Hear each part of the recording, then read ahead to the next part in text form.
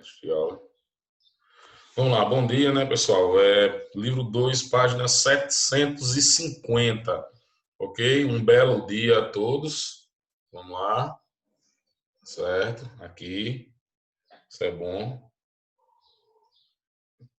Sobre a questão das águas, a gente tem que entender uma coisa.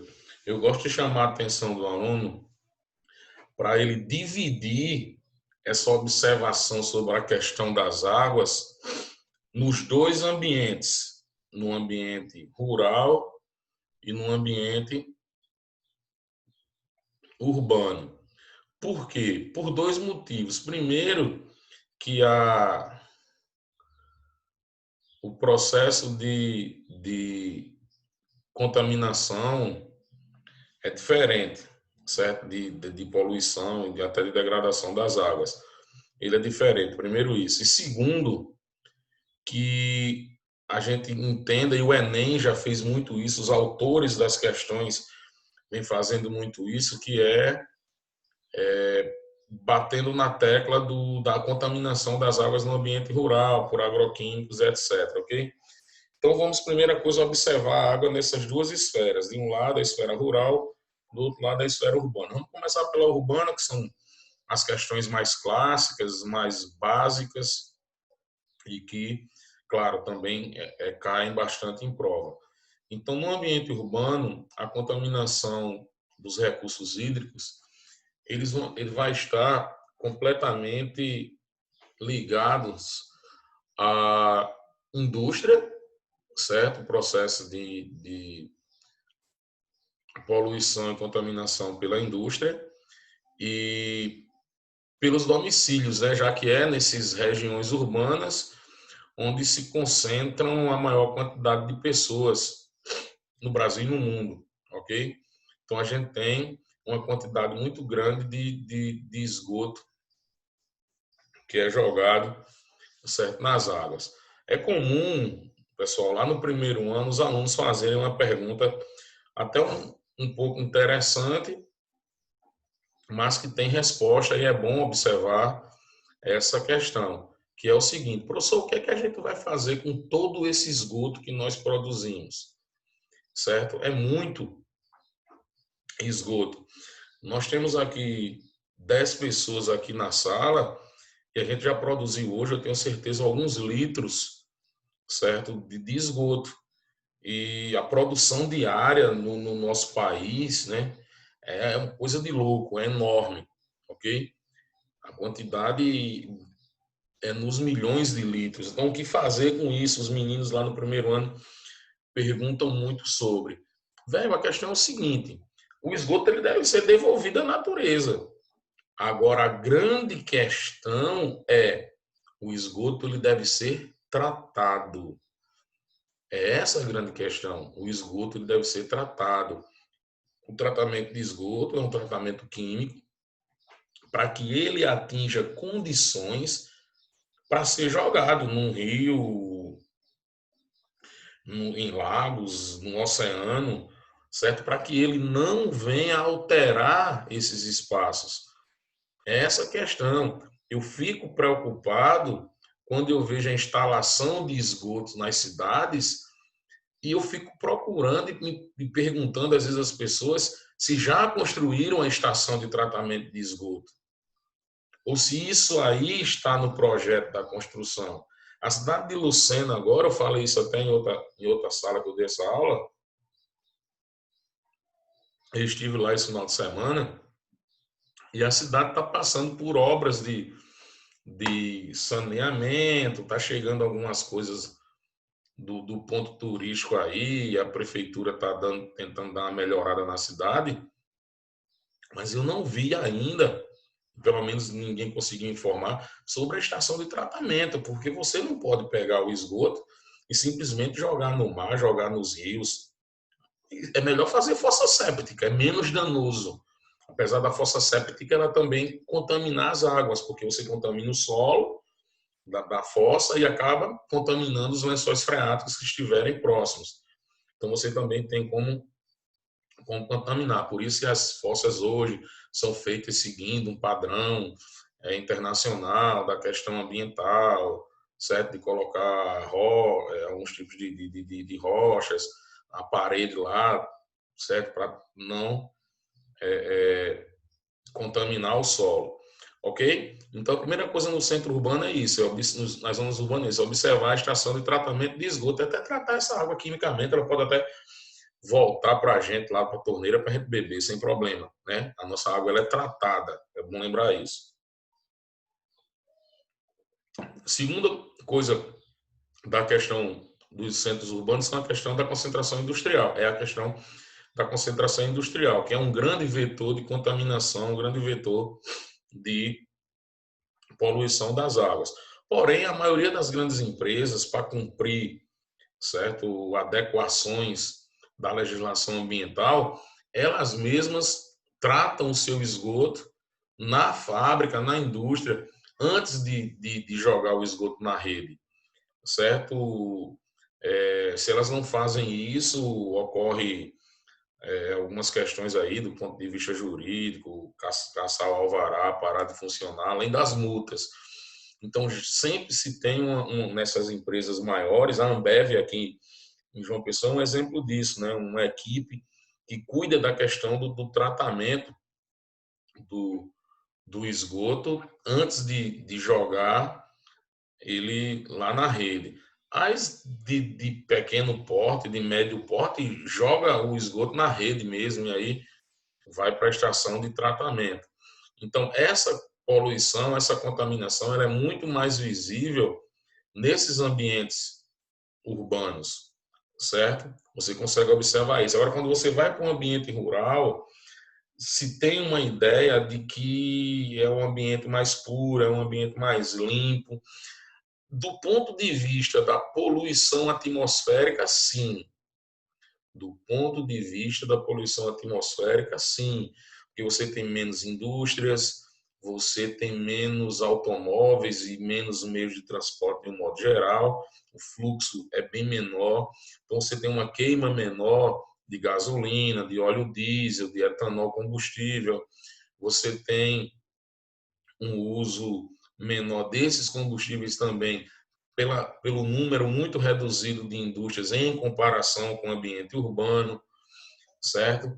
Então, você tem um processo de poluição atmosférica menor, um ar mais limpo, até porque também você tem muita vegetação e também plantação que acaba lá no processo de fotossíntese absorvendo muito CO2, o que faz com que o meio rural ele tenha um ponto de captação de CO2 maior que nos centros urbanos. Então, essa ideia do ar, isso é verdade, isso é fato, certo? Mas quando a gente vai para a questão da água, a contaminação é muito grande também no ambiente rural. Primeiro, a questão da mineração, ok? Primeiro, a questão da mineração. No caso, atrelando aí ao setor primário como um todo, não apenas a questão da agropecuária. Então, a mineração, certo? O garimpo nessas áreas, certo? Principalmente a mineração sem fiscalização, os garimpos ilegais, eles usam uma grande quantidade de substâncias químicas. No exemplo do garimpo, chega-se a usar mercúrio para poder identificar o ouro que está misturado com os outros minerais ali, e esse mercúrio ele contamina rios, que contamina lagos. Esse rio, dependendo da proximidade, essa água pode chegar contaminada até na sua vazão lá no oceano, certo? E o mercúrio provoca problemas além de perda de biodiversidade, extinção de espécies aquáticas, ainda provoca doença tanto nos garimpeiros quanto nos trabalhadores de um modo geral e quem come, quem se alimenta desses gêneros é, aquáticos aí, né? Então, o que é que acontece? Você tem esse tipo de contaminação. Agora, quando você vai para a agropecuária, o grande problema é o uso dos defensivos agrícolas, é o uso, certo, dos agroquímicos de um modo geral. Então, nós temos a contaminação do solo, mas a chuva infiltra no solo, certo? Para abastecer os lençóis freáticos e para umedecer o solo. E essa quantidade de agroquímicos que é utilizada, ela contamina essas águas subterrâneas. Ou seja, que é o que eu tinha dito a vocês, isso já caiu pelo menos umas 3, 4 vezes no Enem. Os caras perguntando se o lençol freático, por estar embaixo do solo, ele fica imune à contaminação. Não, nada disso. Tanto indústrias, agroindústrias e o processo de uso de agroquímicos, certo? Além de contaminar solo, contaminar alimentos, expor os trabalhadores rurais a doenças, provocar doenças a curto ou a longo prazo em quem se alimenta desses produtos, esses agroquímicos também contaminam as águas, mesmo aquelas que estão abaixo do solo. Como também essa água da chuva, ela vai escoar, certo? Pelo solo e também chegar até os rios, certo? Então você vai ter processo de contaminação de rios, contaminação de córregos, certo? De rios, de afluentes e subafluentes, que vai jogar essa água no rio principal, ok? Então toda vez que a gente fala agroquímico, a gente está com uma polêmica muito grande aí no Brasil, porque está sendo liberado, vem sendo, já são quase em torno de 200 substâncias, eu acho que já até ultrapassou pelo tempo, mas se não ultrapassou em torno de 200 substâncias que até então não eram usadas e eram proibidas e começam a ser usadas aí pelo agronegócio, né? O uso de glifosato na soja está muito grande, né? O processo de contaminação tá enorme. E às vezes os alunos perguntam, é interessante essa pergunta, o porquê da liberação dessas substâncias, o porquê da liberação de, de substâncias que antes eram proibidas e agora são. É simples de entender, muito simples mesmo. Aumentar o lucro desses produtores. Mas como assim, professor? Liberando um produto desse, aumenta a produção. Pelo simples fato de que aqueles produtos que são menos danosos ao meio ambiente, menos danosos às pessoas que estão em contato com ele, das que vão se alimentar desses produtos, eles foram processados e produzidos pela indústria química a ponto de se transformar em produtos caros, porque a indústria química ela buscou justamente que esse produto não gerasse danos.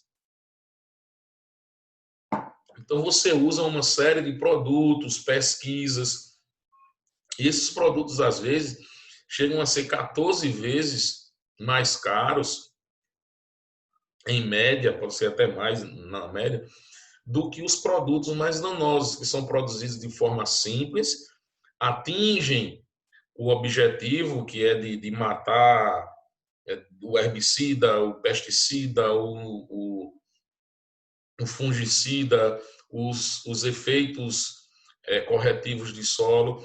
Tudo isso, quando ele é feito de forma mais simples, pega uma substância química aqui, outra aqui, mistura e joga, ele funciona, mas ele provoca danos enormes. Então, os produtos mais caros, eles são menos danosos. Então, os caras usam toneladas desses produtos, certo? Então, a médio prazo, a lucratividade aumenta em muito com o uso desses produtos mais danosos. Então, isso aí é uma coisa bem de questão de legislação ambiental, que a gente vê isso depois. Ok? Então, sempre que for observar a contaminação de água, observa isso aí. Aí no livro de vocês, certo? Pegando aí lá na página que eu indiquei, que é a 750, o cara traz aí assim, o que fazer para minimizar esses problemas, concluindo aí a gente confirmando aqui aquilo que tem no material. O cara coloca, ó, instalação de estações de tratamento de esgoto, certo? Depois eu volto para esse segundo ponto. Utilização de produtos químicos na agricultura menos agressivos ao meio ambiente, que eu discuti agora. Criação de leis para regulamentar o descarte correto de efluentes, bem como a fiscalização e punição dos empreendimentos poluidores, entre outros. Nesse terceiro ponto, tem uma coisa que é bem complicada. A gente não tem, pelo menos a nível de Brasil, gente suficiente, gente tem, não tem trabalhando, gente suficiente para estar fiscalizando o tempo todo essas empresas. O que ocorre nessa questão ambiental, geralmente é denúncia. Se não ocorrer denúncia, os caras continuam poluindo bastante, ok? O outro ponto que eu queria colocar para vocês, que ele coloca aí, é a questão da educação ambiental, que envolve a questão da água e tal. Assim, isso é fato, é correto. Nós somos horríveis no sentido da poluição ambiental e continuamos sendo. Por quê? Porque quando se fala da educação ambiental, a gente tem que observar a base da sociedade, certo? Tem aquele ditado lá, né, que papagaio velho não aprende a falar, certo?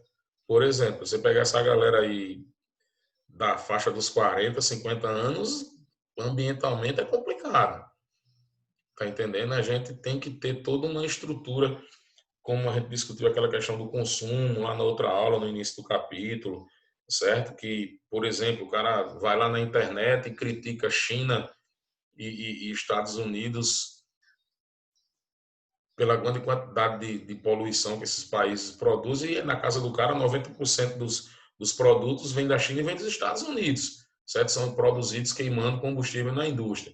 Então, a gente precisa de uma, de uma discussão sobre o meio ambiente que parta da ciência, certo? Que parta da escola. Então, a gente tem que pegar a base para trabalhar isso, certo? Educação ambiental é diferente de campanha de conscientização. Isso é bem diferente, certo? Aqui diz, ó, educação ambiental junto à população com o objetivo de conscientizar a importância da água, especificamente, que é o que a gente tá tratando. Só que isso aí é uma coisa bem complicada. Eu exigi que vocês agora de manhã, ao escovar os dentes, né? Quem fez isso, mantenha a torneira fechada. Se do outro lado o agronegócio ele é responsável por 72% no último relatório de toda a água consumida no país, certo? Tudo bem, nós temos 200 milhões de habitantes. Se cada um economizar meio litro de água por dia, dá 100 milhões de litros. Isso é bom, isso não é ruim, certo? Mas nós somos responsáveis por menos de 10% do consumo em torno de 10% do consumo da água de todo o país,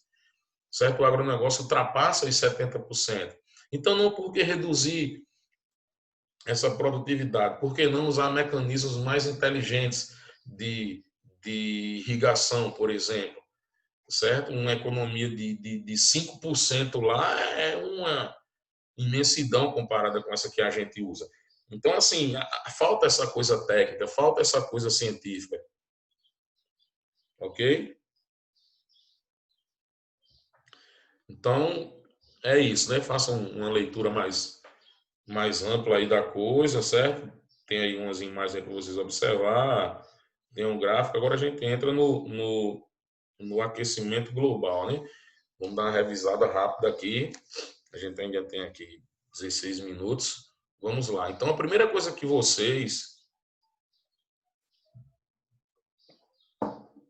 têm que conseguir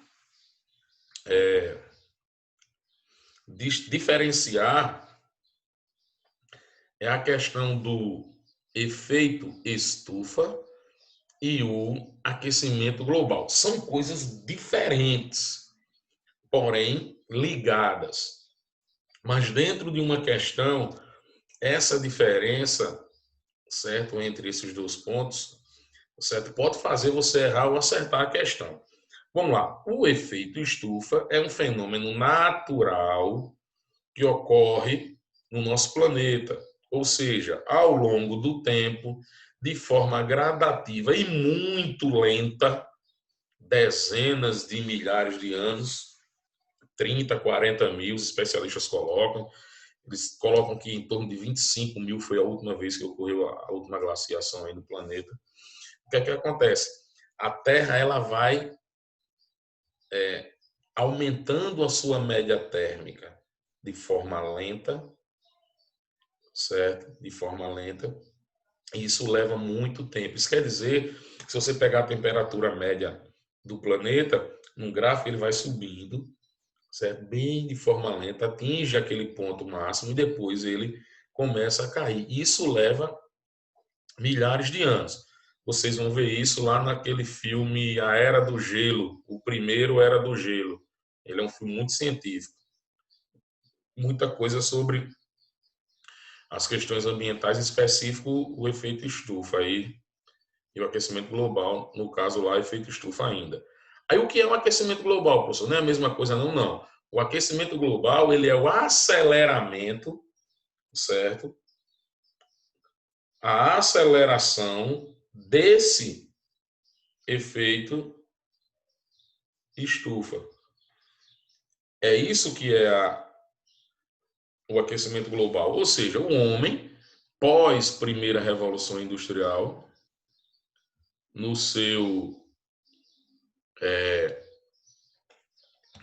no uso de combustíveis, a indústria, o aumento do consumo, tudo aquilo que a gente já discutiu, ele começa a lançar uma quantidade maior de gases na atmosfera. E isso acelera esse efeito estufa. Hoje, a temperatura no planeta ela está muito acima do que o planeta suporta e muito acima do que seria o normal. Ou seja, o homem ele acelerou aquilo que a natureza já fazia de forma muito lenta. Certo? Estamos muito à frente do nosso tempo. O planeta não suporta esse aumento de temperatura. Então, o aquecimento global ele é a aceleração do efeito estufa, provocada por quê? Emissão de gases poluentes, em especial um grupo, certo? Onde se utiliza a sigla GE, né? Os gases do efeito estufa, assim, maiúsculo, certo? Desses gases do efeito estufa, 3 recebem uma atenção especial. O principal deles, o dióxido de carbono, certo? O popular gás carbônico, CO2, o monóxido de carbono e o gás metano, certo? Esses dois primeiros produzidos pela queima de combustíveis fósseis e pelas queimadas, e o metano liberado pelas hidrelétricas, aquelas que tiveram sua vegetação de área ribeirinha inundada, né, para construir o reservatório. A gente viu isso lá em Fonte de Energia no segundo ano, eu lembro bem. E também pela produção bovina. A produção desses gases, do gás metano, ele é muito pequena em relação ao CO2 e em relação ao monóxido de carbono. Ele é bem pequeno. Porém, o metano tem uma capacidade de absorção de calor muito grande. Então, a pequena quantidade de metano que é produzida contribui, a expressão é bem essa, o metano contribui para o aquecimento global.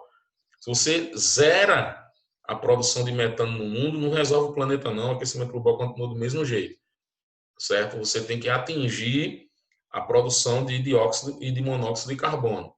E aí entra um grande conflito, certo, de interesses dos principais países do mundo, onde se diz que reduzir a produção de CO2 é reduzir a capacidade produtiva e ferrar com a economia desses países, certo? É uma discussão que a gente faz lá quando for falar da geopolítica ambiental, que a gente vai falar do protocolo de Kyoto, por exemplo. Mas já tem uma coisa que vocês vão fazer hoje, depois eu envio no grupo, tem uma atividade extra, certo? Que envolve um filme aí para vocês assistirem. Mas vamos lá, já entrando nessa parte da política ambiental. Então, isso são as causas do CO2, certo? E o que é que ele nos traz de consequência?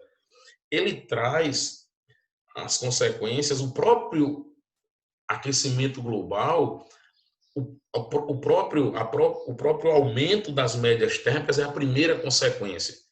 E delas surgem uma grande quantidade de consequências. certo? Esse aumento de temperatura provoca danos, alguns até irreversíveis. Então, vamos lá. Com o aumento das médias térmicas, eu tenho o derretimento ou degelo das calotas polares. Os polos, eles estão derretendo. Isso já faz tempo e está se agravando cada vez mais. Isso aí provoca uma série de coisas. Aumento do nível dos oceanos, fazendo desaparecer ilhas, provocando problemas em cidades costeiras e futuramente algumas delas vão ficar debaixo d'água, certo? Nós já temos em várias partes do mundo destruição da estrutura dessas cidades costeiras. A gente tem um avanço do mar muito grande, por exemplo, aqui na Paraíba, na região da Baía da Traição, é um exemplo disso.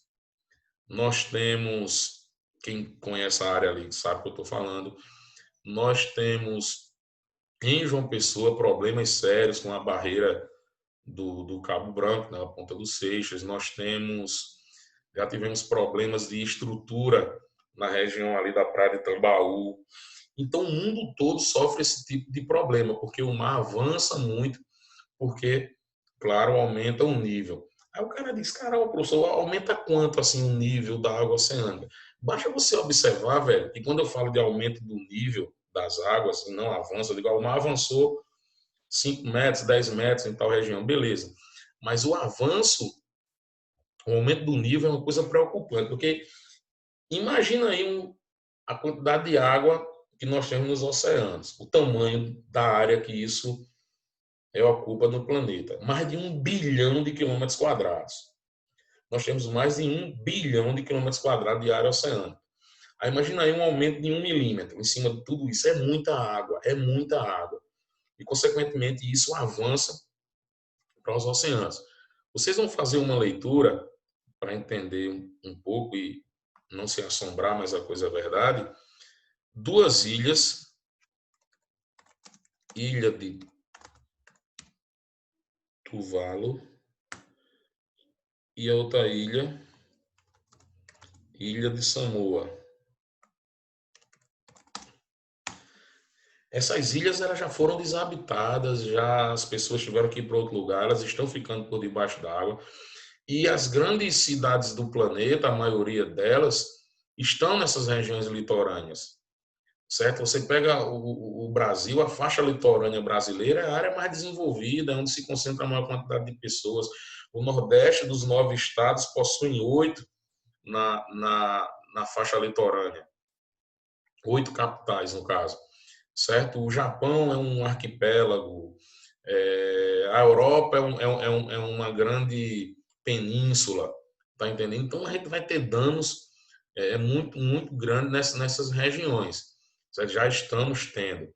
Aí, além disso, esse derretimento está provocando um desequilíbrio ambiental enorme, certo?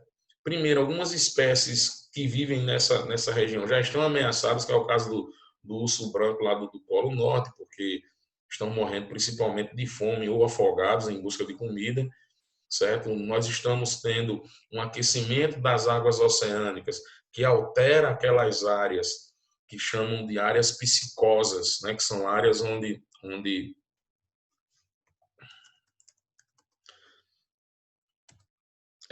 os animais se alimentam, mas principalmente onde eles se reproduzem, certo? Os animais eles não têm um GPS onde eles sabem o lugar que está, não, mas eles sentem a natureza.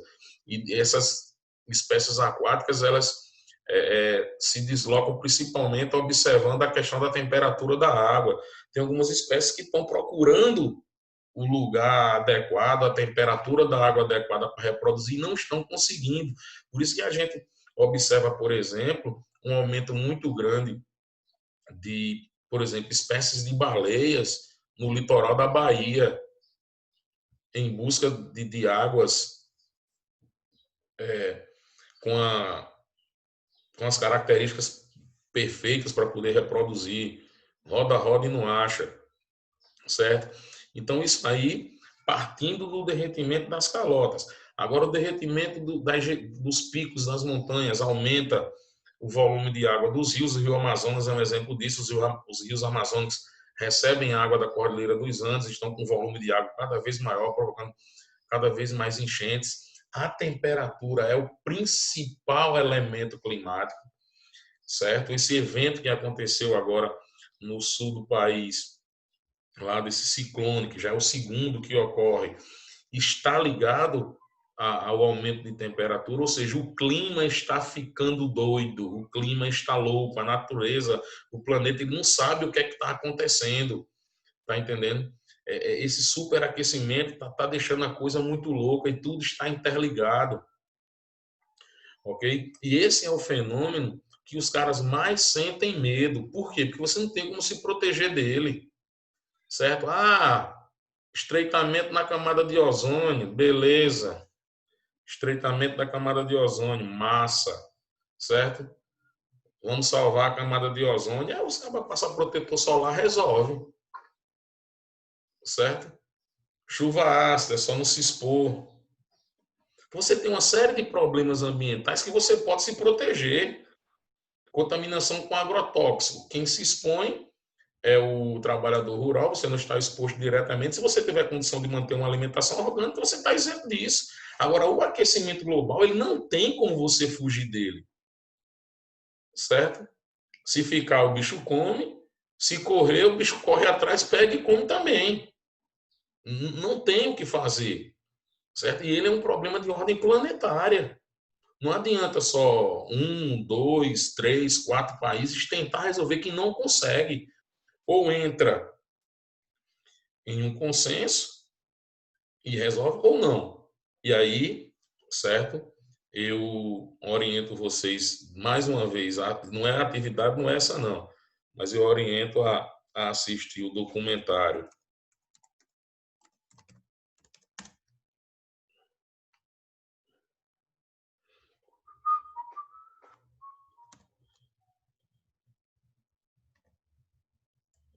o documentário Uma Verdade Inconveniente, certo? Uma Verdade Inconveniente é excelente, é do Al Gore, o Al Gore, ex-vice-presidente dos Estados Unidos por 8 anos, né, do governo Clinton. Ele é um cientista, né, da área climática, além de ser militante dessa questão do meio ambiente, sobre as questões do meio ambiente.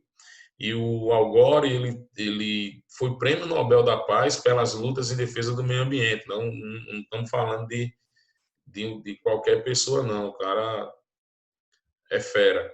E nesse documentário, até um documentário já tem uns 15 anos já, eu acho, 20, não sei bem agora, é por aí. Mas ele é muito atual.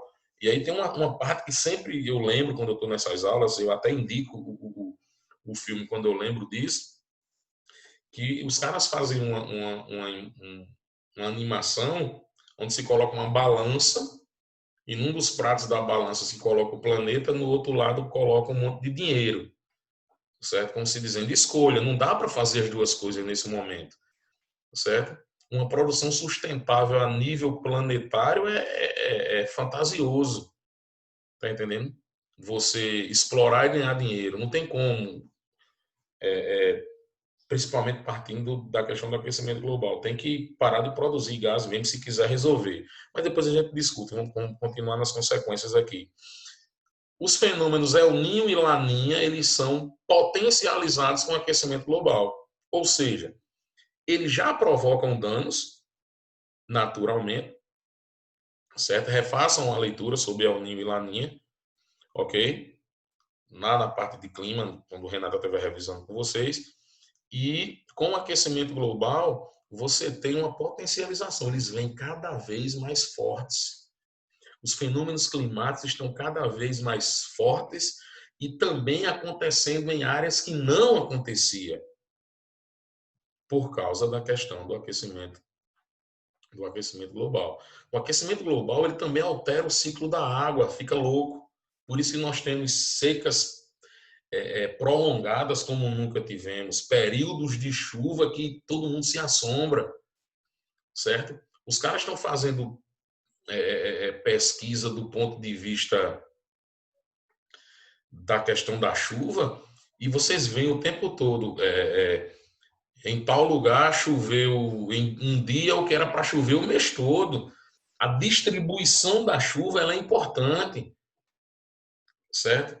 Não a quantidade de água apenas, a distribuição, certo? E você vê um processo muito louco na questão do ciclo da água, certo? Secas prolongadas, chuvas concentradas em determinados períodos e mais forte, certo? Isso aí faz com que nós tenhamos que ter um cuidado muito grande com o armazenamento de água, inclusive, certo? Porque podemos passar longos períodos sem chuva, ok? Então, tudo isso são consequências catastróficas desse fenômeno, ok? Entramos no nosso último minuto, certo? Só dando uma olhada aqui na galera que está online, certo?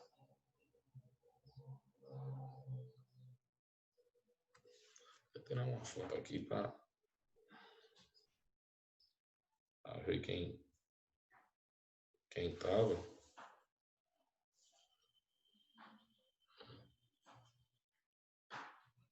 Ok? Vou lá no grupo de vocês agora para encaminhar a atividade. Uma atividade simples, é um filme, para me enviar um relatório, certo? Em que já vai compor as notas de vocês para frente. A primeira nota já está